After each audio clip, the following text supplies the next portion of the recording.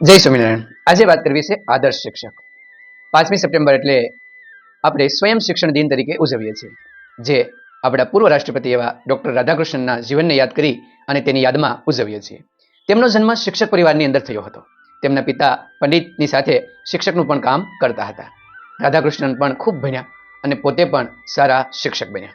એ એવા શિક્ષક હતા કે જ્યારે વર્ગની અંદર જતા ત્યારે બધા બાળકોને પોતાના કરી લેતા. આટલા એ સરળ સ્વભાવના હતા. વિદ્યાર્થી સાથે આત્મીયતાથી જોડાઈ જતા. વિદ્યાર્થી સાથે એવી લાગણીથી જોડાતા કે વિદ્યાર્થી કોઈ પણ પ્રશ્ન હોય તો એમની પાસે દોડીને જતા. અને નિખાલસ સ્વભાવ, આનંદી અને આટલા બધા ગુણોને કારણે બાળકો હંમેશા તેમના થઈને જ રહેતા. ધીરે ધીરે ખૂબ આગળ વધ્યા અને દેશના રાષ્ટ્રપતિ બન્યા. રાષ્ટ્રપતિ બનીને પણ એમને ખૂબ સારા કામ કર્યા.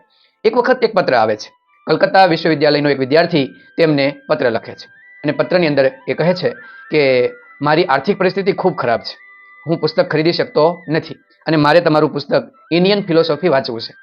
તો તમે એવું કરશો કે પુસ્તક જ્યાં સુધી મારી પરીક્ષા છે ત્યાં સુધી એ પુસ્તક જો તમે મોકલાવો તો હું વાંચી અને એ પુસ્તક તમને પરત આપી દઈશ.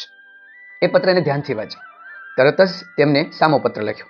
એની સાથે એ ઇન્ડિયન ફિલોસોફી પુસ્તક પણ મૂક્યું અને લખી અને જણાવ્યું કે તારે એ પુસ્તક મને પાછું આપવાની કંઈ જરૂર નથી.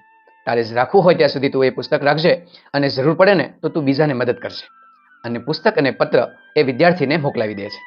જ્યારે પત્ર અને પુસ્તક જ્યારે વિદ્યાર્થીને મળે છે ત્યારે એકદમ ખુશ થઈ જાય છે અને એ પુસ્તક વાંચી અને પોતે પોતાનું કાર્ય કરે છે અને અન્ય વ્યક્તિને પણ મદદ કરે છે.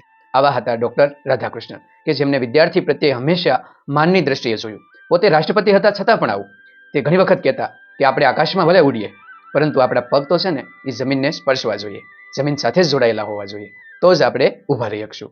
આમ મહાન હોવા છતાં પણ મહાનતા બતાવી નહીં અને હંમેશા જમીન સાથે જોડાયેલા રહ્યા અને વિદ્યાર્થીઓ સાથે હંમેશા જોડાયેલા રહ્યા. આમ ઉત્તમ શિક્ષક પોતાના વિદ્યાર્થીને પોતાના કરી લે છે અને વિદ્યાર્થીને એ શિક્ષક ક્યારેય ભૂલાતા નથી.